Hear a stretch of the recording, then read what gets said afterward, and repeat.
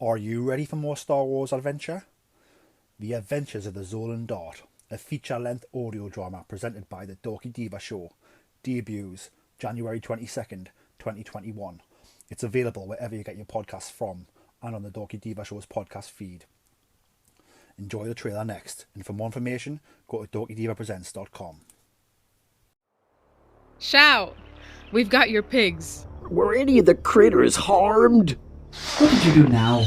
I didn't do anything. I just freaked out for no reason. It was nice doing business with you again.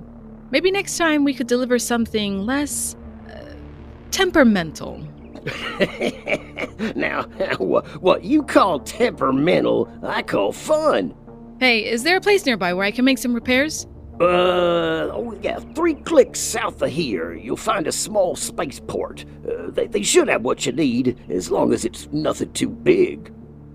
Dynamic class? My stars, you don't hear about many of those still being space-worthy. It's been in my family for a while. She's pretty great. Any chance you have a hover cart we can use to load up? I'll check out the HoloNet to see if anything new has come up in the sector. My name is Sereth Khan. I am the chief here on Kamai. My people and I have been experiencing food shortages as of late due to unforeseen natural occurrences. We are looking to hire someone.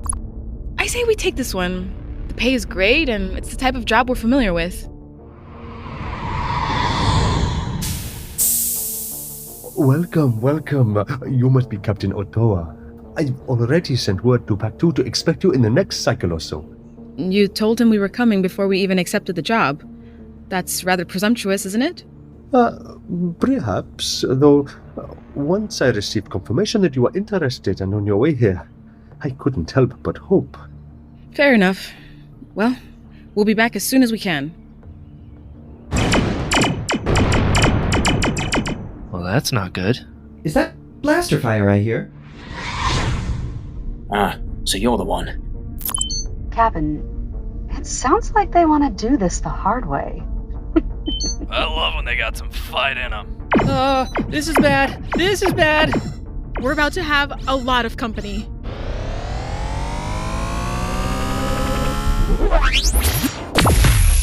I'll see you soon. Hi, this is Savannah. And this is Brian from the Dorky Diva Show. And you're listening to Star Wars. The best place for below-average Star Wars.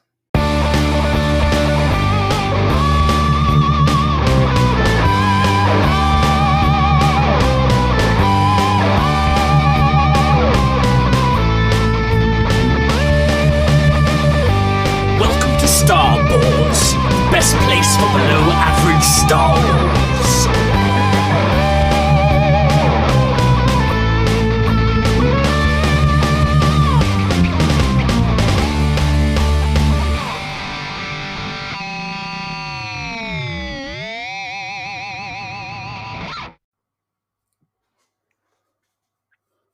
Hello there. Welcome to the Star Wars Show, the best place for below average Star Wars. We're back for another Knowing Me, Knowing You special. The UK has just this year gone back into another national lockdown, or third national lockdown of the pandemic. As you guys know, the listeners know, when the pandemic first started last March, we started this series called Knowing Me, Knowing You, ahahhhhh, where myself, the Geordie Jedi Pete, interviews and has a Star Wars discussion with another Star Wars fan, where we each ask the other 5 Star Wars related questions. And the reason why we do that is because no matter how bad this pandemic gets, no matter how much doom and gloom the world gives us, we'll always have Star Wars to watch, and we'll always have Star Wars to talk about, and they're the best things in the world. So without further ado, I wanted to introduce today's guest. It is Josh from the Star Wars Escape Pod podcast. Josh, how are you doing? Hey, Peter. Good, thanks. How are you? Yeah, I'm really good, thanks. I mean, it is 20 to 4 in the afternoon here in the UK, and I am enjoying a original Stormtrooper Galactic Pale Ale beer. Oh, yeah. And where do you pick one of those up? So this was a Christmas present, actually, from a colleague at work.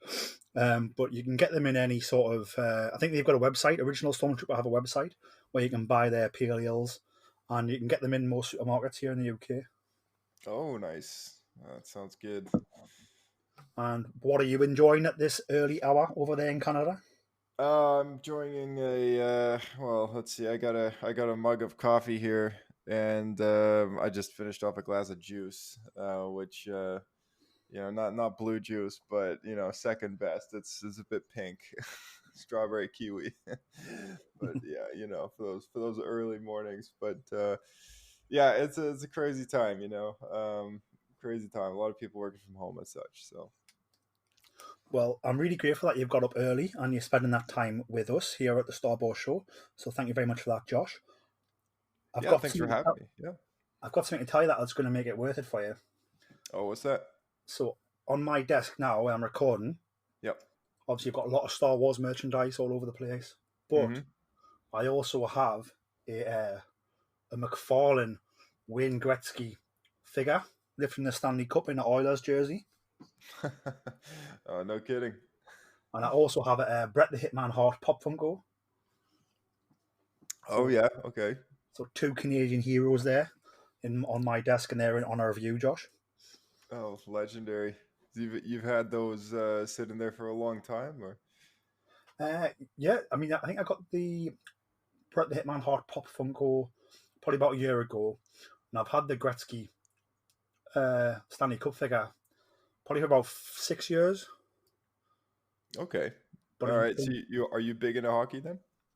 Yeah. So here in where I live in the north of England, we have a team called the Whitley Warriors, and they're like an amateur team. That's who I go and watch. Okay. But they once had a player called Mike Babcock.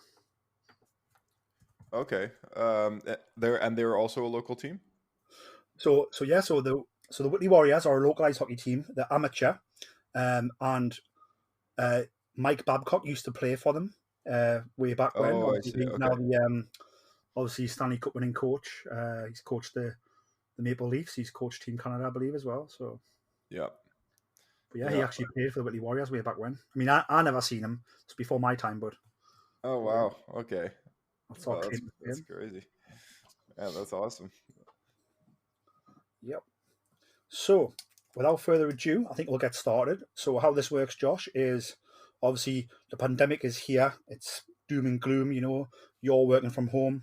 It can get on top of us, but we have Star Wars, and that makes us happy. So, we're each going to ask the other one 5 Star Wars related questions. It's knowing me, Peter Adams, knowing you, Josh from Escape Pod. Aha! So, Josh, what's your first question for me? Cool. All right. So, what is your favorite Clone Wars arc? Ooh, that is a brilliant question. So just this week, I have rewatched The Siege of Mandalore, which is obviously like the final arc and the fantastic arc. Right. But I've also rewatched the arc with. I'm trying to think what's called. It's the arc when Savage goes in search of Maul. Right. He finds him on the junk planet. Yeah, I don't even know if there's a good name for that arc. But yeah, I guess just one of those Darth Maul arcs. Yeah, that's a good one too, actually. Yeah, very good. I noticed watching it as well that like when Savage first lands on the planet, so Savage has got the amulet that's been given to him by Mother Talzin. Oh yeah, and it goes blue when he's getting closer to Maul, and it takes him to this sort of junk planet. And there's like a snake type creature who I forgot about the first time I seen it. And it's like a snake creature that's like speaks English, and it's being cheeky to Savage, but it's going to show him where he's going and stuff. But I found that really interesting, like sort of very similar to like the snake from Adam and Eve almost. Yeah, like this deceptive kind of creature that just shows up, trying to trick Savage Opress into thinking that the person he's looking for is where he's leading him. And unbeknownst to the snake, I guess like he realizes that the monster he's looking for is actually his brother, which is the one that he serves as his master, kind of thing. So I've always thought that was quite interesting. Like the deceptive one ends up getting tricked at the end of the day. But yeah, that's a good arc. I do like that creature. I love how he ends too. Just a quick death. Crack in the neck and tossed on the fire. Yeah, it's like very brutal. Savage just sort of one-handedly breaks the snake's neck in his grasp. Yeah, and I've always thought that. I mean, the Clone Wars is such a great show. I mean, honestly, it's like I've always told everybody that this is the last piece of Star Wars canon that George really came up with and committed to doing before he sold the company. So I've always kind of reached out to a lot of people and have really encouraged them to watch the Clone Wars, because it's honestly just such a it not only is just a good story, right? Like you get all these, it's a good general story, but compared to the likes of a show like Star Wars Rebels, which I mean, for me, it was a bit of a half step down. I still enjoyed it, but it just didn't for me live up to Clone Wars that as much, because Clone Wars told all these really cool stories through this span of 3 years between two movies that I guess we didn't really realize a lot of stuff happened in this big war. And since 1977, people have been asking the question of what is the Clone Wars, right? Because like Ben Kenobi talking to Luke Skywalker talks about the old the Republic and the Jedi and what the galaxy was like and how he fought in the Clone Wars and everything. And so it's a fascinating piece of Star Wars history, and this goes back all the way to the first movie that as a part of that. And the world of Star Wars that we see in A New Hope from the very beginning is this scarred world that in this scarred galaxy that has gone through this war, and it is the war that literally created the Empire. So the Clone Wars has always been a little more than just good stories. It's good history for the Star Wars galaxy, and the show in particular focuses in on all these different characters that some arcs are that they connect with everybody, like your favorite arcs being the two that you mentioned, and then of course, like I mean, I have a favorite arc, one of them being the arc that takes place on Mortis. Do you remember that one? Yeah, so Mortis was probably the one I would pick as like third best. Yeah, Mortis is like proper, almost like Old Testament, like Star Wars mythology, isn't it? Yeah. Yeah, so Mortis Mortis really did a lot as for, I guess, proving that Clone Wars could do a lot more as far as not only just good storytelling, but depthening the lore in a way that George really didn't have the opportunity to do in the live action movies. And there's things that he touched up on in Phantom Menace and such that with midichlorians and all this stuff, and it's like and whether or not that's really your thing or whatever, right, is it's like I just found it very fascinating that finally he kind of had this outlet to really start breaking some new ground as far as like telling crazy stories that didn't happen in a novel for somebody else to tell. These are stories directly from George and Dave, and being part of the Star Wars canon, of course, now we're getting stories that have been built off of that. So in Star Wars Rebels, they continued a lot of threads that Clone Wars started, and then further also built up that Mortis arc, and the balance of the Force and all this stuff. And then now we're seeing it again in The Mandalorian. So it's very cool, just the way that Star Wars works that way. You get this interweaving story that just doesn't really happen the same way in other franchises. Yeah, and I think that's what makes Star Wars feel. I mean, we know it's not real, but to me, it's what makes it feel real. is how all these stories sort of interweave and interconnect in a very subtle way, and it just Yeah. makes it feel again more like a history, like you're learning a history of a culture, where actually it's a piece of fiction, but it doesn't feel that way. It feels like you're learning like the history of the galaxy. Mm-hmm. And I love how the fact you brought up how Clone Wars has influenced future projects. Obviously, Clone Wars influenced and was referenced and continued in Rebels, Rogue One with Saw Gerrera, um, with the Mandalorian, and now with the future spin-off shows coming as well.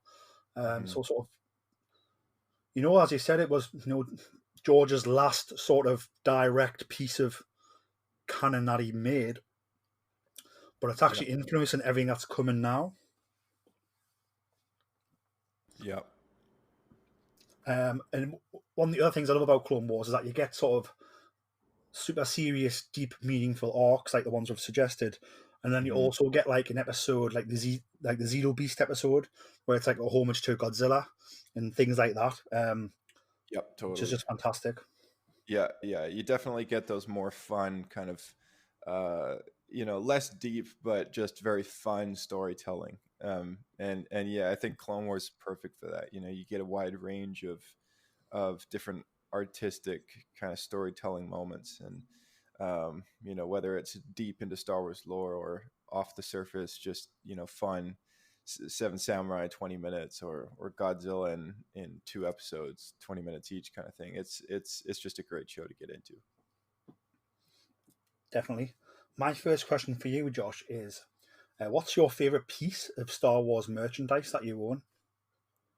Oh man, that is a really good question. At the moment, I gotta say my favorite is probably the Sideshow Collectibles Grogu, the life size figure. I pre-ordered the child back in the end of January, and I think it was the end of January. I think it was the second day actually that he went up for pre-sale on the Sideshow Collectibles website.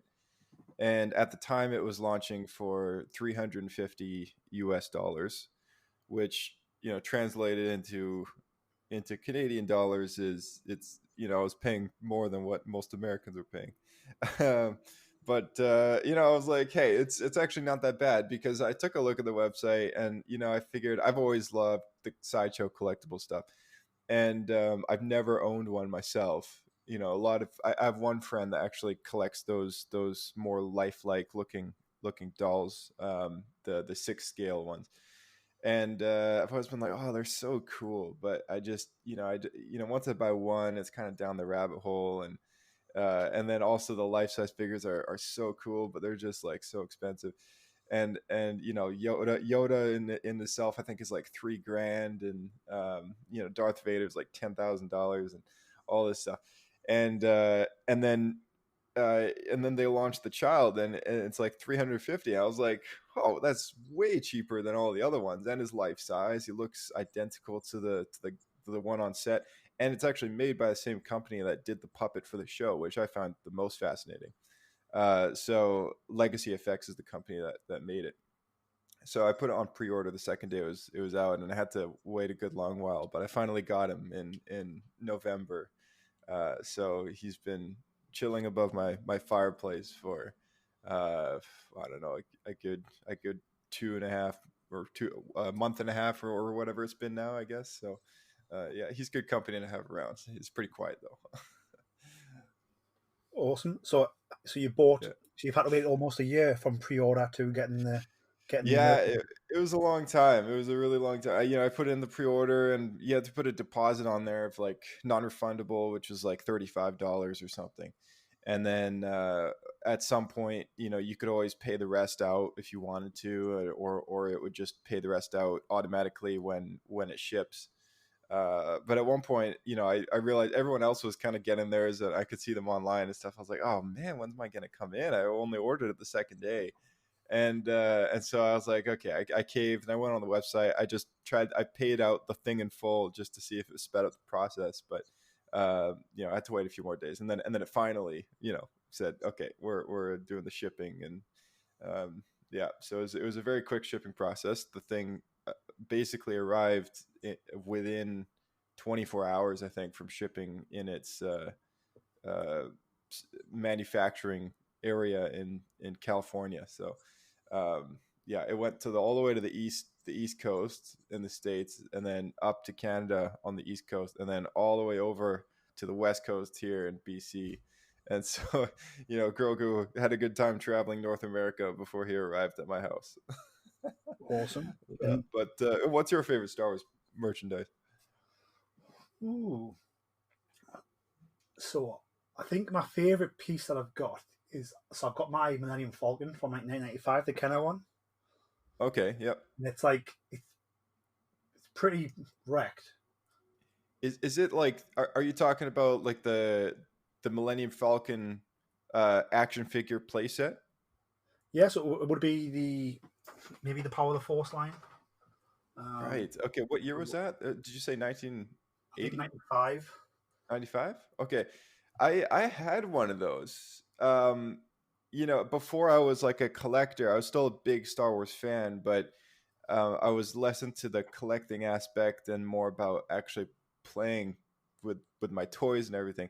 So I think I was between 7 and 12 years old or something, and I got one of those. And this was a slightly newer model. I think it was the one around the time that the Attack of the Clones was a newer movie at that point. I think it was also prior to Revenge of the Sith, maybe, or maybe around the same time.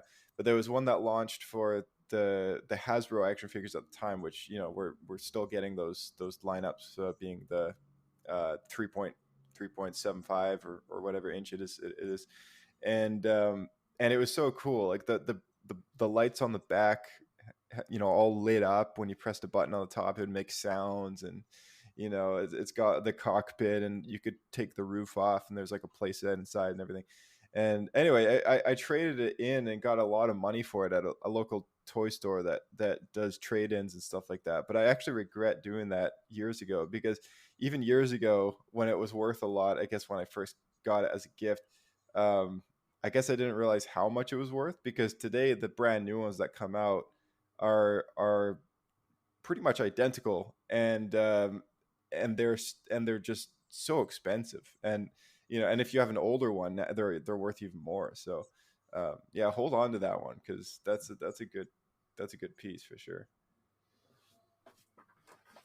I certainly will. And what is your next question for me, Josh? Oh, so if Disney were to make a movie based in the Old Republic era, what would you have it be about? Ooh. I don't know if you played a whole lot of the games and stuff that take place, or read a lot of books that take place in that time, but so I've read the Darth Bane novels, those Old Republic, yeah. Yeah. So I've read those, and I'm like aware of the games, but haven't really played them much. I think for me, if they were going to do Old Republic, like an Old Republic project, yeah, like I think I would just love to see like the Legion of Sith. Yes, I think that's honestly that's got to be the one thing that always comes up anytime I bring up the subject. Anytime I think of it myself, I always think back to those cinematic trailers for the Old Republic game, and think just how cool it would be to see armies of Sith and armies of Jedi just fighting each other. And it's that Spartan kind of 300 moment that we all want to see from the Jedi Order at some point. But yeah, who knows? I mean, it's hard to say whether or not we'll get that same idea in a movie that's ever done in the High Republic era, because of course the Sith are supposed to be in hiding and extinct in this time.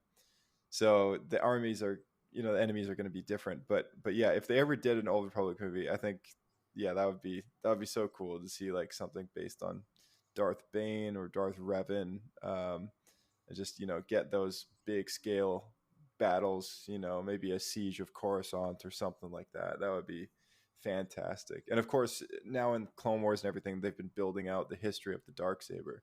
So I've always thought it would be cool to get a movie about Tor Vizsla, making the Darksaber, and maybe becoming one of the Jedi Order and then getting killed, and having the Mandalorians raid the Jedi Temple and reclaim the saber back and stuff like that. yeah, it would definitely be fantastic to sort of see that side of it. Um, I think, yeah, like as I said, seeing the Sith and Legion would be great. Um, I think I would love to see sort of how that affects the normal people in the galaxy, like knowing that there's like a dark side out there, known dark side, and that the Legion, and like how that affects like peaceful worlds, or they're constantly scared of being sort of raided or attacked by these Sith warriors, and like obviously the mindset will be very different to sort of, when we watch Star Wars, the Sith are like hidden, no one knows Hmm. what they really are. So if you mention the Sith in the street, the people are probably like, "Oh yeah, like that old story I heard." But obviously, like Right. in this time period, like people would know about them and probably be really, really fearful of them. Right. Right. Exactly. Yeah. Because I mean, time works the same way in their galaxy as I guess it would in ours. 1,000 years goes by and people are like, "What?" So, yeah. No, that's a good point. My next question for you, Josh, is what's your favorite project that's sort of been announced lately? Mm. Yeah. For Star Wars Escape Pod. No, so like your favorite project that's been announced for Oh, coming soon from yeah. Lucasfilm, yeah. Sorry, yeah, from Luke's. Okay, yeah. So, I'm big Clone Wars fan. So obviously, I'm super excited for the Bad Batch. I was it was a dream come true to even just have Clone Wars back, and just to get it somewhat finished because of course there was supposed to be 8 seasons before Disney canceled the show. So I mean, it was kind of liberating after years of complaining that we got this canceled story that was so good. And it's one of the things that they actually brought back. I mean, if you think about it, it's been very rarely done by any canceled show to come back for another season.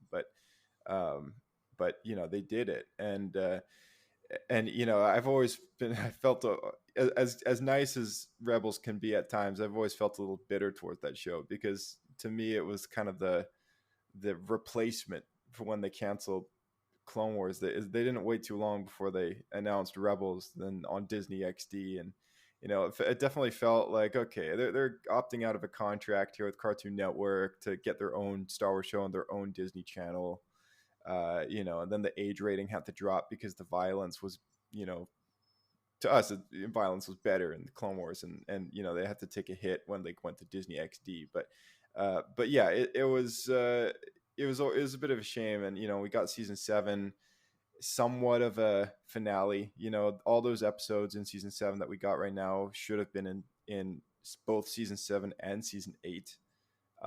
But it is what it is. We got the Dark Disciple novel that adapted some of those episodes. We got the Son of Dathomir comic book. I know some of the episodes were released in the proxy animation form, and Dave and Pablo have shared clips of more episodes in that state over some of the celebrations that we've had in the past and stuff like that. But I never once thought, even after they brought back Clone Wars, I never once thought that we'd ever get a sequel show to that show. I mean, I thought that was it. I thought Clone Wars was the last of it, and that we would get some sort of sequel animated show to Star Wars Rebels, or even something like Resistance.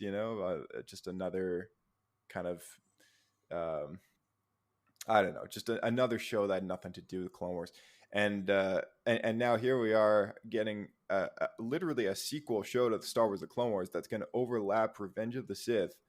And and in the title card and everything, they got the Clone Wars logo there that burns away, and then you see Bad Batch. It just gives me chills, man. Like just thinking about it, I'm so excited for that show.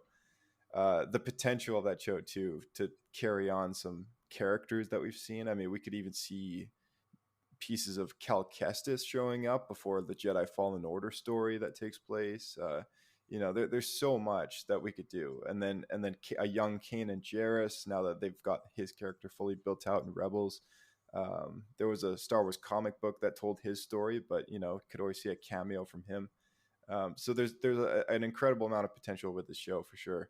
And I know it's going to focus in on those clones, but there's always a chance that they could bring in some of these other characters. So looking forward to that. And I think obviously I love all the Mandalorian stuff, and I'm excited for that stuff. But what really intrigues me is the Acolyte, because this is the first show that we're going to get that's based in the High Republic era. And the High Republic era is like all the rave these days, like, having it just launched yesterday with the very first book, Light of the Jedi.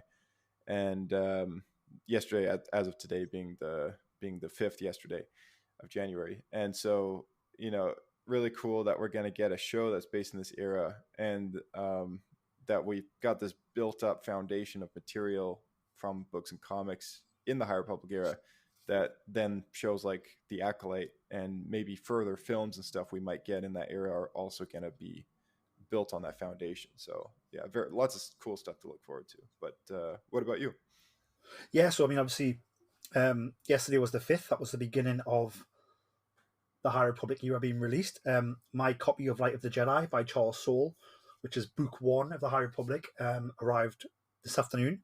So I've got that in my hands now, so I'm pleased with that. I'm going to start reading that soon. When this episode airs, will air probably next week. So I'll hopefully be like halfway through that book by then. But yeah, the Acolyte I'm very excited about, because it's sort of going to tie into the end of this High Republic era that we're going to be diving into and finding out about for the first time. So that's like really exciting. So you're going to dive into all these books, dive into these comics. You're going to be learning about this new part of history. And then they're going to release this show, which is probably going to have subtle nods and, everything you've read, all the time you put in reading this stuff, you're probably going to pay off in this show when you watch it, and you've already got all the connections in your head of what's going on. Yeah. And obviously, like the fact that Acolyte's from the dark side point of view, to me, I'm going to be learning some Sith secrets, maybe about, holocrons, maybe about old Sith lords, maybe something older than the Sith. But yeah, like sort of getting to grips with the creepy side, the dark side of the Force. It's going to be fantastic. You mentioned obviously Bad Batch, so I was wondering what you think about this. Obviously, it overlaps Revenge of the Sith. Mm-hmm. So let's say Ahsoka and Rex, after the events of Clone Wars, then reach out to the Bad Batch for help. We could see sort of a team up, couldn't we? Yeah. I mean, that's definitely a possibility, because like the only other time that we see Rex after Clone Wars ends is really just in Star Wars Rebels, when he pops up in that second season, I think it is. So yeah, I mean, it's really cool to think that maybe we'll get the answers to that, and even to how Clone Commando Gregor survives the purge as well. And I guess maybe we'll get the answers of how he also was saved by Rex, and it's and Commander Wolf, of course, Dave's favorite clone commander. I've always kind of wondered, after seeing that Clone Wars finale, because in Rebels we see that a few of them have made it and don't have their chips anymore, or well, Rex confirms to them that he doesn't have his chip. It's possible that Gregor and Wolf do, but I was under the impression that they all didn't. And I it's a vague memory. I can't remember if I saw any scars on their head. But yeah, it's cool to think what we might get as far as cameos in that show goes. Definitely. Do you think that Gregor and Wolf have maybe committed Order 66, killed their Jedi generals, and then Rex has found them afterwards and took the chips out?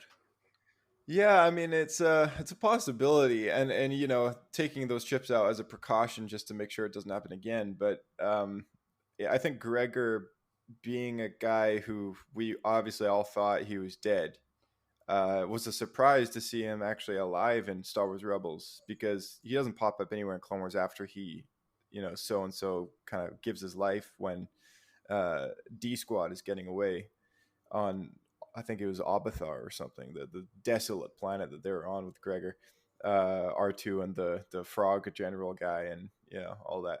So yeah, I never thought we'd see him again, but I love Republic Commando. Like, that's my favorite, one of my favorite Star Wars games. So to have Republic Commandos showing up in the Clone Wars was also, I guess, just a kind of this fantasy of mine that we would get that when the show was coming out. And I always thought, oh, it would be so cool to get those. And and then we had a cameo in season 3 from Delta Squad, from the game Republic Commando and the book series, which was fantastic. And the book series was also fantastic. And that being Star Wars Legends now, I was hoping for some more canon material that included the Republic Commandos. And then we get this all original character being Gregor, who's like the sole survivor of a mass amount of clones that, and he's working as a dishwasher of all things. And it was a very cool story. The arc in itself is not my favorite, the one that he's introduced in, but it was one of my more standout episodes that then popped up and it took me by surprise. And so very cool that he survived. And and same with Captain or Commander Wolf. I think Dave, that's his favorite clone, so naturally he's going to survive somehow. Has to do with wolves and all that. So it makes me wonder though, like how maybe if we're going to get any tying in with those characters, it's definitely going to happen in this show for sure. And if not, I'm okay with that.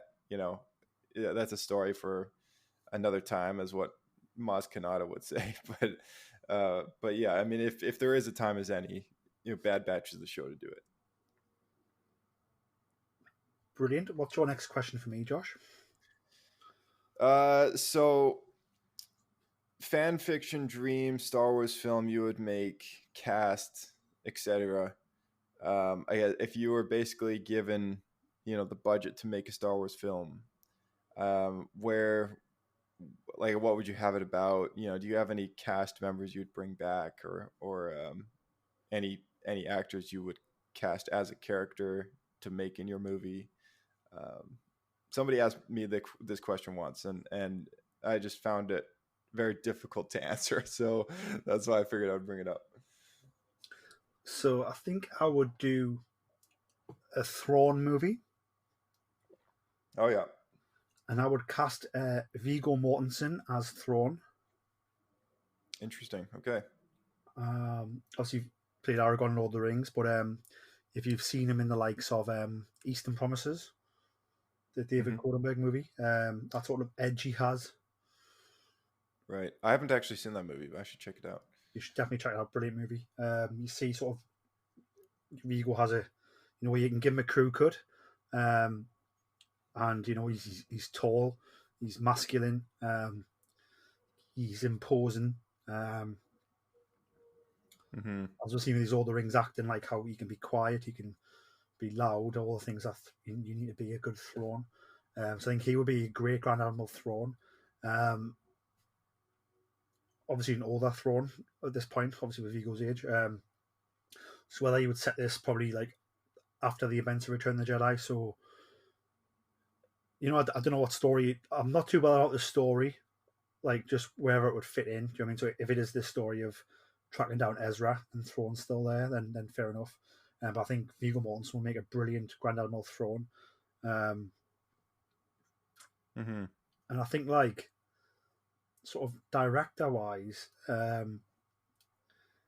for a Thrawn movie, I think you're probably looking at, a Thrawn movie needs to be smart, also needs to have like that bite of like intensity that Thrawn has as well. So like you're probably going to be needing like a Scorsese or someone like that to direct it, I think. Or even David Cronenberg, he's a very like similar type of director. So I think like for me, I wouldn't mind where the story was told, but I would love to have like a sort of a director the caliber of Martin Scorsese directing Viggo Mortensen as Thrawn. I think would be fantastic. Yeah, that would be pretty cool. Yeah. My next question for you is very similar. Can you name like one director or actress who would love to be involved in a Star Wars project who hasn't been involved in one yet? that is a good question. Yeah, let me give that a moment to process. uh, I think I don't know. It's hard to picture any. Star Wars has this routine of casting people that are kind of lesser known, I guess, in a way. And we didn't exactly see too much of that during the prequels. I mean, they cast some pretty well known people, but yeah, I mean, so many already well known people have been in Star Wars. It's almost hard to think of an actor that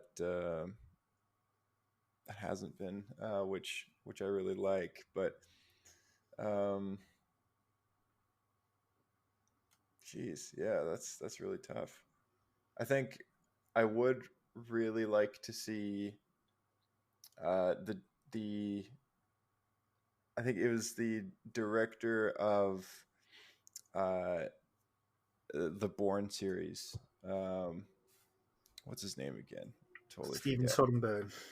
Yeah, so it would be really cool if like for him to come in and do um a Star Wars like film of some kind, and maybe have it based on like kind of like what I was saying about Republic Commandos, how I love them so much. It'd be cool to get a movie based on just like an elite squad of troopers like that. And I think we're gonna get something in Rogue Squadrons, which is going to be very similar about a bunch of pilots. But I mean, having a movie about a bunch of elite clone troopers would be so cool. And just to go back to Camino again, um, and have even more crazy to think, but have somebody like Tamora Morrison, I guess, playing the parts of all of those guys would be a very different kind of movie. One that we haven't really seen before, because of course we've seen D. Bradley Baker take on the role of all these clones with his voice, but we've never seen Tamora Morrison, I guess, other than background shots. He's never played like a bunch of feature characters like all at the same time. So I know he's aged quite a bit, but it would be pretty insane to have a movie with him, like doing a varied amount of clones and stuff like that for a movie. That'd be pretty cool. But as far as actors go, man, it's really tough for me to think at this moment, I guess. I don't know. Like, it'd be interesting to see what's his name that plays the Punisher. Is it John Berthnall? Yeah. It would be interesting to see him play this, like maybe like a grizzled bounty hunter of some kind. I think that would be pretty cool. Um, so yeah, I don't know. I mean, that's like the first one that comes to mind, I guess. He's not exactly like a favorite actor of mine, but he's always impressed me as far as like how intense he can get, and being a good actor and stuff like that. So yeah, it would be pretty cool to have him in a movie just playing this very tough character. Yep. So just to correct myself, so it was Doug Liman who directed The Bourne Identity, and one of the writers on that movie was actually Tony Gilroy, who I know was working on Cassian Andor. Is that correct? And worked on Rogue One. Oh, that's right. Oh yeah, I do remember something. Yeah, it was like one of the writers or something was involved with that show. Yeah. Yeah, no, that's pretty cool because it is a spy movie, I guess. So that would be awesome. Yeah, no, I'm actually really excited for that series. Come to think of it, it always slips my mind that one's coming out, but yeah, I think that one's got a lot of potential. And obviously, you talked about sort of having a sort of a physical actor, grizzled. How do you feel about Tom Hardy in a Star Wars?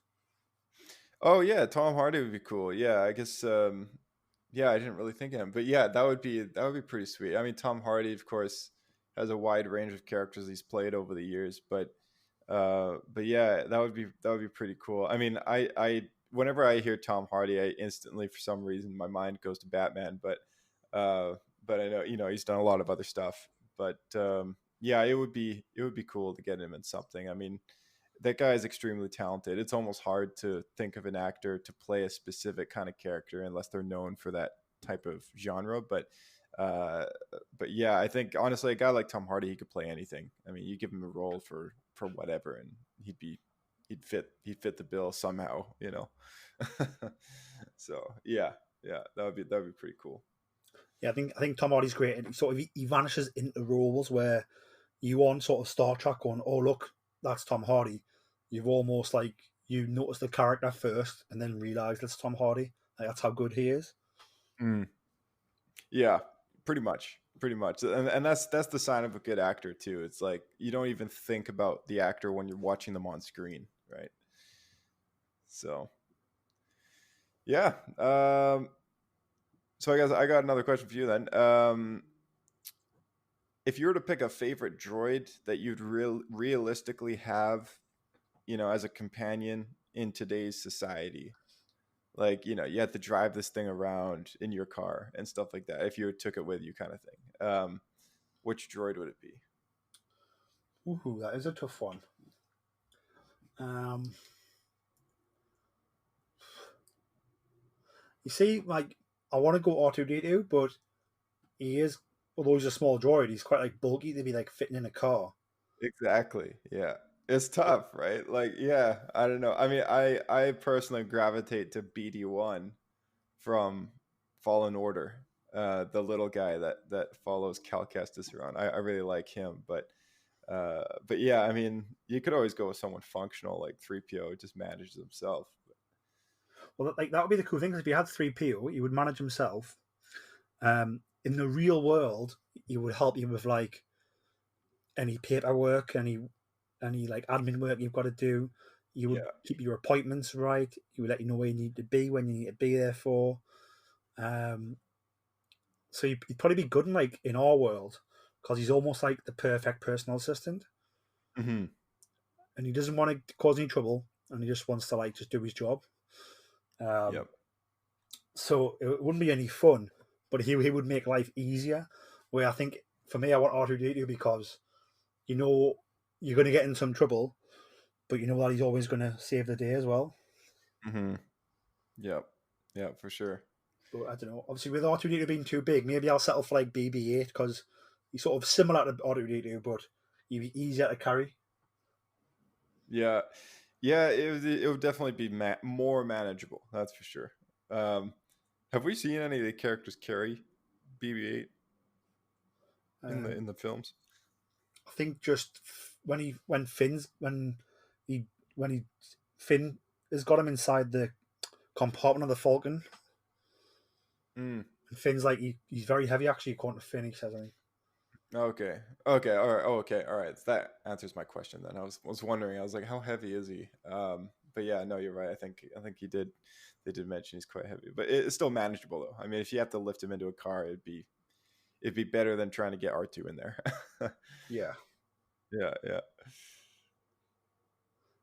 I suppose the best droid would probably be the Imperial probe droid, because it just hovers wherever it needs to go. Oh man, yeah, you could get him to spy on people, and you have him hovering outside your window. Yeah, that would be an interesting choice. I'd be a little scared, honestly, if I had a probe droid just hovering in my living room like that. That would be a little intimidating. But Almost no, wouldn't be able to trust probe droid, would you? No, I wouldn't be able to. I'd be expecting him to start beeping and then start shooting me to death or something like that. Uh, but yeah, I mean, with the protocol droid, I'd probably just be telling it to shut up all the time. So yeah, I could probably got to go with BD1. He kind of sticks out as like a very, he's still kind of the save the droid attitude, but much smaller. He can fit on my shoulder, and take him to the mall or whatever, and I don't know, he's always fit the bill for my perfect little droid companion kind of thing. But I mean, ideally, if I had a spaceship, I'd obviously go with an astromech of some kind. Awesome. My next question for you is, do you have a favorite like subculture like within Star Wars. So like the Sith, the Jedi, the Mandalorians. Is it the Mon Calamari? As it could be just maybe just bounty hunters, the Hutts. Like, what's your favorite like group of people within the Star Wars universe and why? Yeah, I mean, yeah. So amongst throughout Star Wars, we've had quite a lot of built out cultures and everything, and it's something great that Star Wars is really good at that. You know, building out different societies and everything. Uh, I've always found it's kind of a slightly more boring one, but I mean, obviously, I love the Jedi and stuff like that, but I've always felt just the culture and the society of the Naboo people have always really struck in my interest because, um, I mean, firstly, like when you watch the Phantom Menace, their language itself that shows up on the screens of all the ships and everything has this very rounded look to it, and it's a letter to letter translation from into Basic kind of thing, which Basic is the Star Wars terminology for English.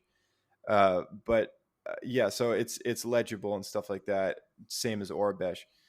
But at the same time, like there's this amazing design scheme throughout everything that they are. So like their buildings and their ships and everything, they all look very like continuous as far as they have this very elegant style about the way that they have their building, very nice and everything. Their ships are very metallic and flashy and not like pimp, but like just really um elegant kind of thing. And I love the Naboo N1 Starfighter. It's one of my favorite ships in all of Star Wars. Um and so yeah, seeing more of like Theed in the Battlefront 2 game was fantastic. I just love that, and I love the architecture of all the buildings. And then more in the Clone Wars, we got a little deeper look into Naboo as well, and that they have this celebration of light ceremony that happens every year, and of course Palpatine's homeworld is Naboo as well, which is pretty awesome because it begs the question. I love the Darth Plagueis book, in which some of it actually took place on Naboo, but I would love to know how such a peaceful society turns out this monster of a person to become the Sith Lord that ends up destroying the galaxy almost. So I would love to know how that happens, but begs the question, like, what are his parents like, and what kind of family was he raised in and stuff like that in such a peaceful world. But yeah, so I've always had all these questions and fascination with Naboo. Yeah, for Uh, me, I think Naboo's beautiful. I remember obviously like the designers were like the Naboo starfighters and the Royal Starship, how sleek they are and the sort of curved to a point. yeah. It's like very beautiful and it fits in perfectly with the architecture of like Theed, the capital. Um, was that filmed in Italy? Is that correct? Some of Naboo. Yeah. They filmed a lot of it in Italy for Naboo. Yeah. And then I think in Australia for some of it as well. I think. Hmm. Yeah, I think it was something like that.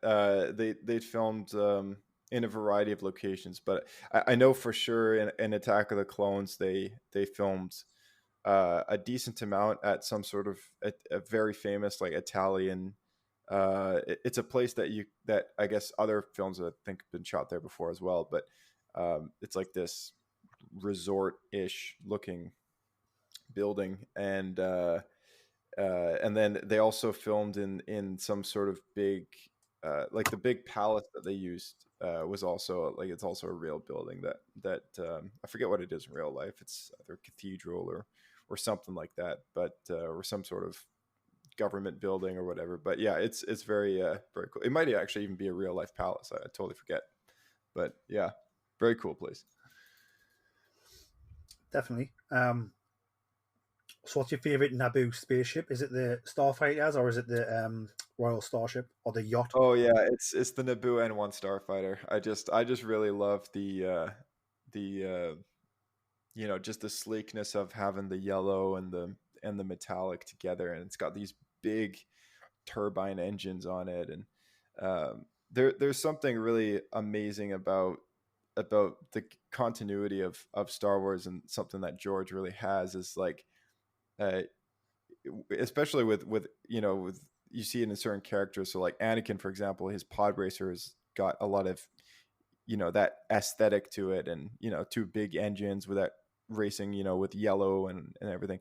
And then later on in the film, he's driving a what looks like his pod racer, over like an evolutionized 2000 years kind of thing. And it's like a dream come true for a kid. He's using this, well, I guess something that he built from garbage essentially, and now he's in this like actual big, this real spaceship, and he goes, oh, this is pod racing. And and it's yellow just like his pod racing. He's having the time of his life.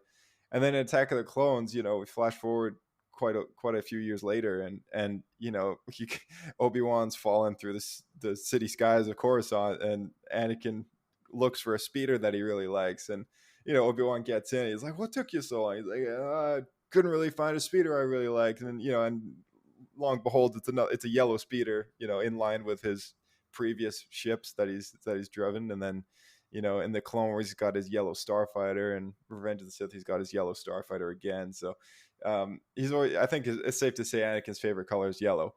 But yeah, it's always been a very cool thing, continuity wise, and I think that works really well with the Naboo people for sure. If you could pick any Star Wars planet to live on, would you pick Naboo? Yeah, I think I would actually. I think I would probably choose to live, I mean, Theed is really one of the only cities we've seen, other than some pieces of the countryside kind of thing, and then the Gungan swamplands and stuff like that. But I'm sure there's more on that planet. But yeah, it would be awesome to live in Theed and I guess just discover a little more about it. I mean, other than Theed, I think, obviously Coruscant comes to mind just because there's so much there. But yeah, I don't know. That's a good question. Where would you choose to live? So I've been asked this one before on the podcast, and I said Naboo. I said I would love to like live on Naboo because it's beautiful and peaceful, and you can just enjoy life. And then I would love for my job to like take us to other worlds where they're more hostile. So I would get to experience that sort of dangerous side of Star Wars, but I wouldn't live there all the time because I don't want to die. So I'd get to experience the danger a little bit, but I'd always come back to Naboo just to relax with some nice wine and lovely walks by the lake. Yeah, exactly. What's your next question for me, Josh? So what kind of High Republic stories do you think you'd like to see, and what else based in this era? I guess we more or less already chatted briefly about this, but that was my last question that I already typed out here. But yeah, what kind of High Republic material are you kind of looking forward to, and other things around the before Phantom Menace time period? I think the thing that has us excited most about this project is the not known. Yeah. Like it's like it's going to be like new. We're going to be dipping our toes in. We don't know how it's going to feel. It's like I'm very excited for like learning about this like new piece of mythology, the new status of the galaxy, new characters, new planets. So I'm almost like don't have any expectations. Obviously, the Great Disaster. I'm excited to learn about that. It sounds like it's a hyperspace accident now, is what they're saying. But obviously, I've not read the book yet. So, like, what causes that? Is it the Force itself? Is it the Sith? Is it these bad guys? Are they called the Nile? Like the space Vikings. And like these space Vikings that are called the Nile, are they linked at all to the Sith? I don't think they are, but it's like who knows? It's going to be like, we're not going to know until we find out. So we're going to be going on this journey through these different books. They're all going to interconnect, which is going to be fantastic. But really, sort of, we're not going to know until the end, which is like again just like fantastic. Where like like for example, Rise of Skywalker come out like we knew it was the last one. We knew it was like the final battle against the First Order. But like this is like we don't even know if these Nile or whatever is the called are the real enemy, and what causes the great disaster, and Right. how did the Jedi go from being in this peaceful era to the shroud of the dark side clouding the mirror. And it's going to be exciting to find that out. Yeah, really exciting to find out sort of why. Yeah. That well said. I mean, the prequels have always been the story about the fall of the Jedi. So yeah, this is a very new story in the sense that we get this time of looking at the Jedi as actual heroes, kind of thing, and to the people of the Star Wars galaxy who always looked at, I guess, through the prequels, like they're looked at in this political eye, they're looked at with this skeptical eye. They're looked at as these people who are almost responsible for the Clone Wars and all this stuff. In an ironic way, it's actually a lot of the way that some Star Wars fans view the prequels in itself, very political, very much like that. And so, it just goes to show what a brilliant filmmaker George really is. But yeah, now we're getting stories in the High Republic era where we have this time of peace, but is it really? And it's only a time of peace because the Sith aren't around. But yeah, there's other antagonists out there, and it'll be interesting to see what that's all about for sure. But yeah, I would love to see some Darth Plagueis stuff happen. I mean, whether it's introduced in the Acolyte or if we start to get material later on in the High Republic era, closer to Phantom Menace, it'd be really cool to see. I don't want the focus of the antagonist to be on the Sith at all. Like it's nice that we're getting something new, but I would like to see what the Sith are up to at this time, because obviously we have two of them running around at this point, and it's just interesting to think what they might be doing. Yeah, I think that's. I think obviously the Sith are trying not to be noticed at this point, but they're certainly not going to be sitting doing nothing. They're going to be doing something. It's like what are they doing, and sort of what type of goals are they trying to achieve? Which is going to be sort of not saying we're going to find that out. If we do, it's going to be quite exciting. I'm almost glad we're getting it over. Like, I think they've said phase 1's going to take until like midway through 2022.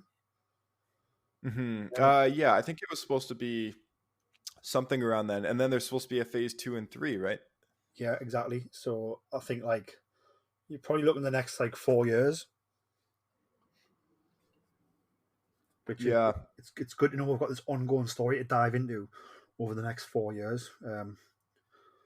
It's easily an era that they're starting to flesh out that'll take up 4 to 5 years worth of storytelling. I mean, for the first year we're just getting books and comics and stuff like that, but I mean, Acolyte is kind of the tip of the iceberg. I think once that hits Disney Plus and starts coming out, we'll already have more announced shows and stuff that'll take place in that time. And I mean, Taika Waititi's movie, we don't even know when or what it is. All we know is that he's doing a movie. And so it's interesting to think maybe they don't want to tell us that just yet because it's just too much. But yeah, it's interesting to think, oh, maybe his movie will take place in the High Republic era. And I mean, he's used to doing this. I mean, he's done one Thor movie. Now he's doing another one. And he's got that experience now with this more or less kind of fantasy kind of vibe, with Thor being this, Thor Ragnarok is an interesting movie. It's a mix of a lot of things, but yeah, it's interesting to think like, all right, he's, we've seen shots in Ragnarok of the Valkyrie and the horses and everything. And, I think like it's cool to think that maybe we'll get some stuff from him that'll take place in that time period where we'll see these, battles take place between the Nile and, the Jedi Order and stuff like that. Definitely.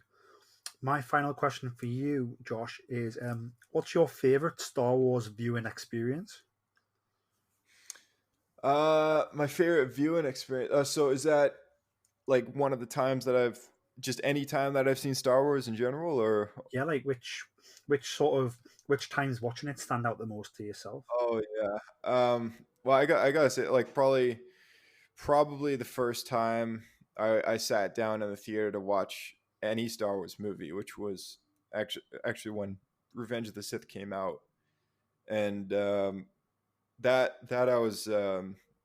I was just too well. I wasn't too young to see Attack of the Clones in the theater, but neither of my parents took me, and I was too young to pay for it myself. So so by the time when Revenge of the Sith came out, it was a different story, and I was able to make a case about not going to see it if they didn't take me. So so my dad took me, but it was I think the most liberating feeling just going in to see what I thought would be the last Star Wars movie ever made, and and the epic scale of that movie and everything is just unlike any of the other films, and so far has still remained that way, and the music and everything, and just the build up that happened over so many years to this moment. And so yeah, it was crazy being in the theater. I remember everyone just cheering, like this is like the best day ever. And I think I've only heard people cheer that loudly when a Star Wars movie started, other than the very first day that I went and saw the Force Awakens. And people were so happy that Star Wars was back at that moment in time. But yeah, when Revenge of the Sith came out, like this was the last one.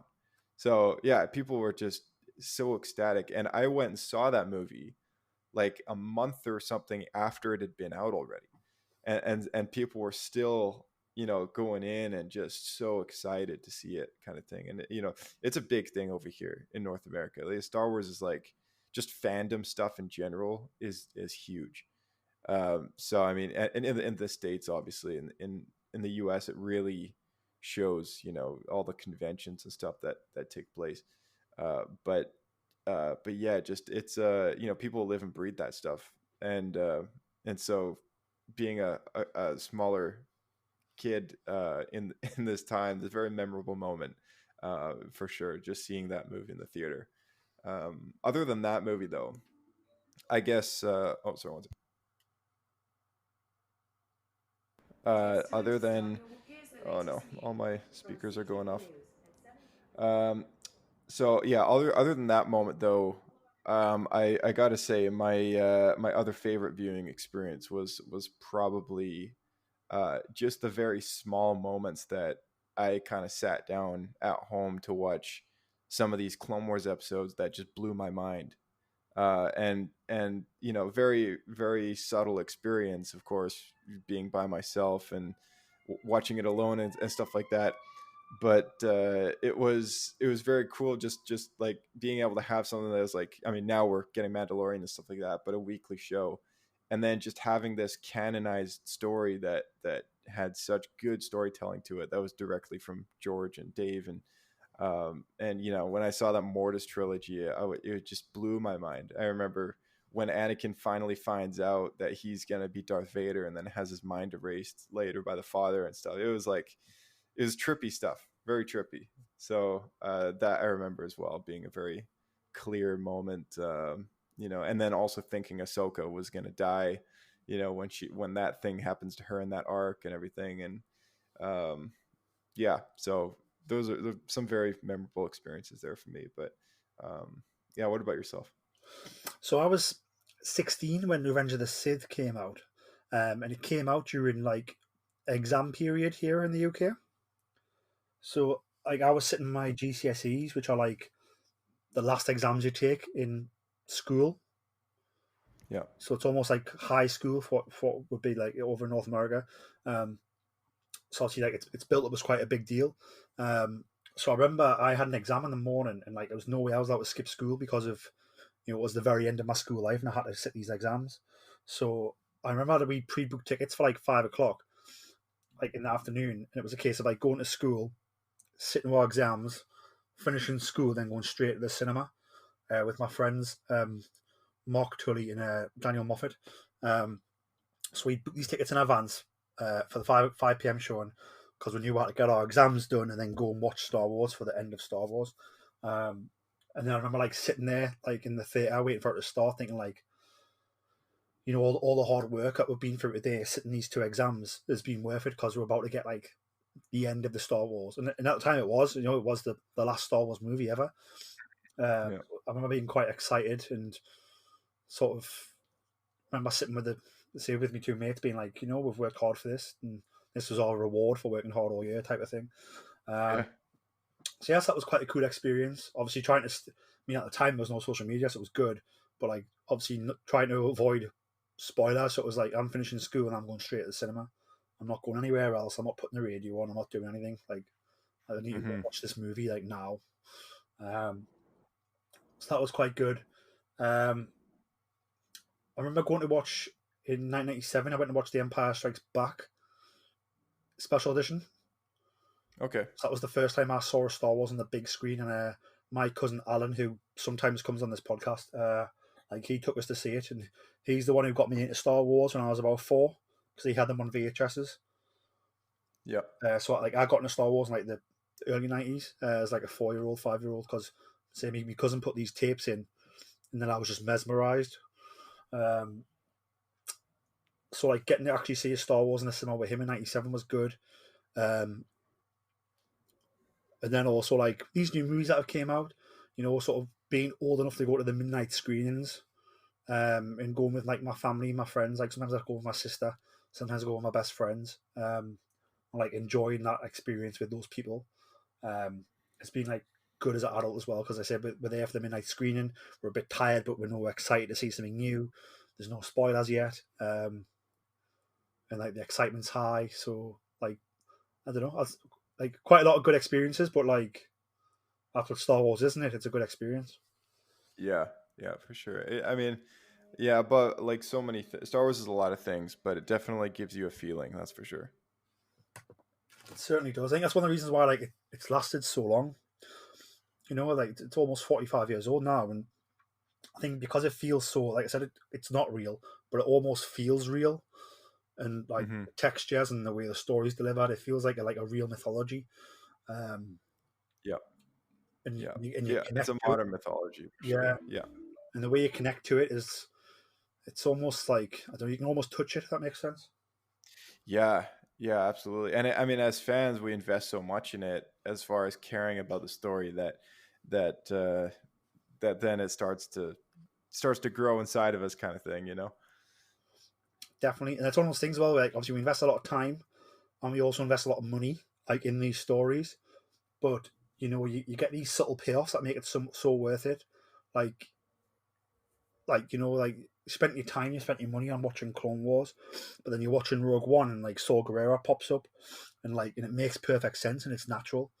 Like the Rogue One Catalyst book, buying that and reading it before I watched Rogue One, like again, like same here. Yeah, fantastic experience. Like with this High Republic era, reading these first few books and then them tying into the books later and tying into the comics and then tying into this Acolyte show, it's all going to be worth it. It almost feels like you're inside it because you've read it and engrossed yourself in it from so many different points of view. You almost feel like you're inside of it, if that makes sense. Yeah, for sure. Like, yeah, you're almost as if you're. I mean, at that point, like a lot of us who do that, read all the stuff, like we're those people that people say live and breathe Star Wars, but yeah, it's a really different kind of experience for sure. Being that person, being that kind of fan, it's really something special, and it's what makes Star Wars fans so awesome. As just having that commitment and that fandom, that level of care for a franchise like this, which at the end of the day is franchise. It's to make a company money based on storytelling, but really, I mean, it began as a personal story to George, which he invested so much of himself in that story, and I think going back to what it took to get that movie off the ground in the first place, the guy just, he sweat blood and tears when he was making that first one, and it really pays off. It's really paid off over the years as far as like how many other people share that level of passion for this story that he made. It's amazing. Yeah, just simply put. I don't think George gets enough credit. I mean, that first movie, like, it cost George his marriage, and like Mm.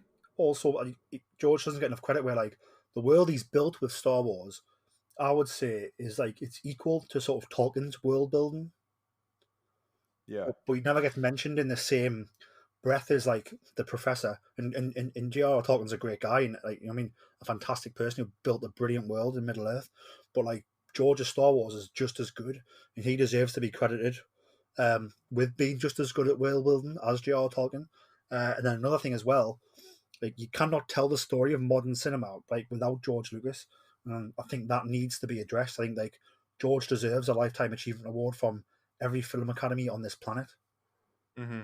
Oh yeah, totally. I mean, George did so much to advance the film industry. I mean, between Pixar and THX, and like the forceful attitude he had when he did Attack of the Clones, did the whole movie digitally, forced movie theaters across the world to switch to digital projectors just so they could play Star Wars.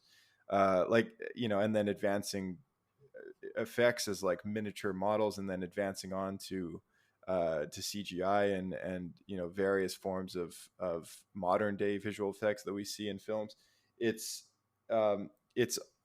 unparalleled with any other director who goes out of their way to do something like that so far. I mean, and today we've just seen the fruition of what has come from that, and there has been other movies that have done a great job at pushing the boundaries a lot. But I mean, it's really all credited to George Lucas's Star Wars movie, because that movie came out in a time in which, like, movies, first of all, like Star Wars, just didn't succeed, and if they did do well, it's not like they had any massive fandom. There's no fandom like Star Wars that predates Star Wars. So yeah, I mean, it definitely goes back, I think, to Star Wars. Like, at the end of the day, I mean, it's hard to say that we would even have franchises like the Marvel Cinematic Universe, or the DC expanded universe, or even cinematic franchises like Harry Potter, or like the Wizarding World kind of thing. It's hard to say we would have any of that connectivity with anything without having the Skywalker saga. No, definitely 100% agree with that.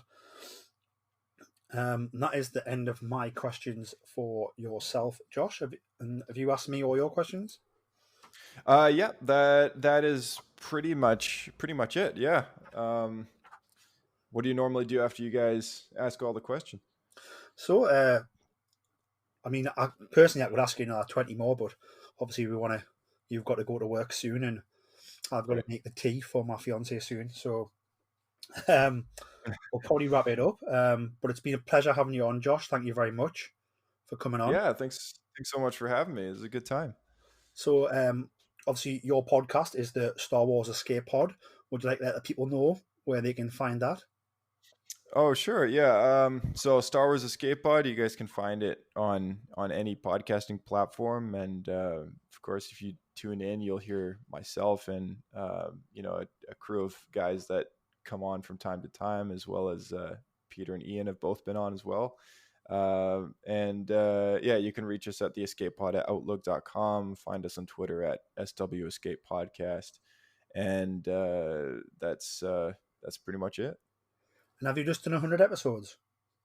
Yeah, we just hit 100 episodes this past week, so that was very cool. I had a something special in mind for the 100th one, so I planned out this big trivia system game, and one of my friends that has come on a few times, his name's Wes.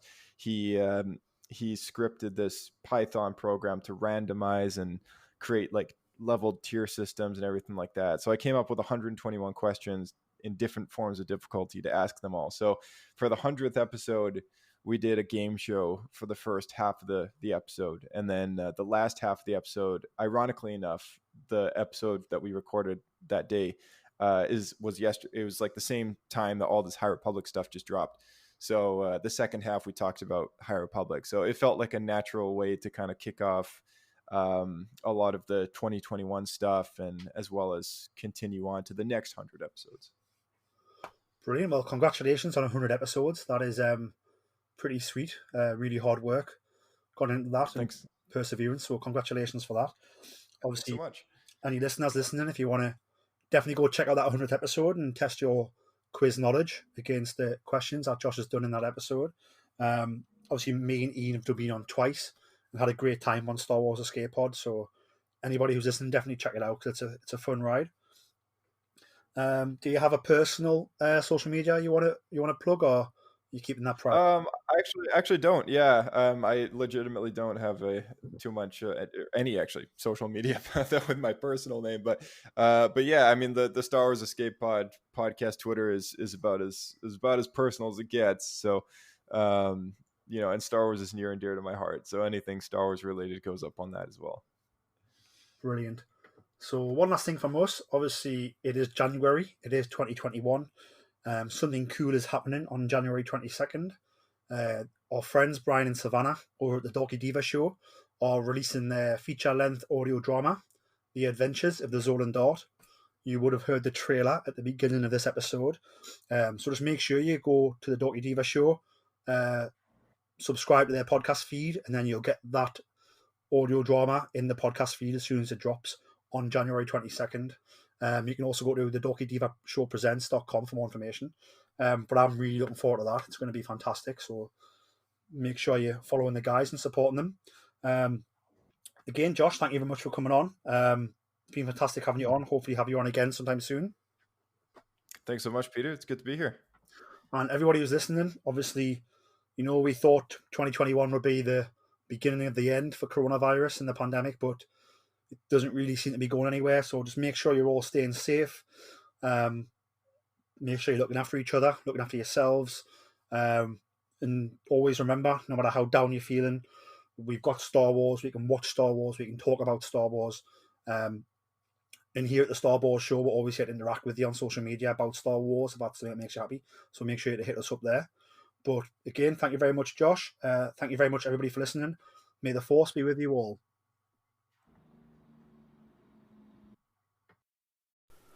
Please follow us on Twitter at BoresStar. That's at BORESSTAR. And on Instagram and Facebook at Star Wars Podcast. You can also reach us on email at starwarspodcast@gmail.com. The Star Wars Show can be found on Spotify, Apple Podcasts, Anchor, and wherever podcasts can be found. Please give us a like, subscribe, and don't forget to leave a 5-star review. May the Force be with you.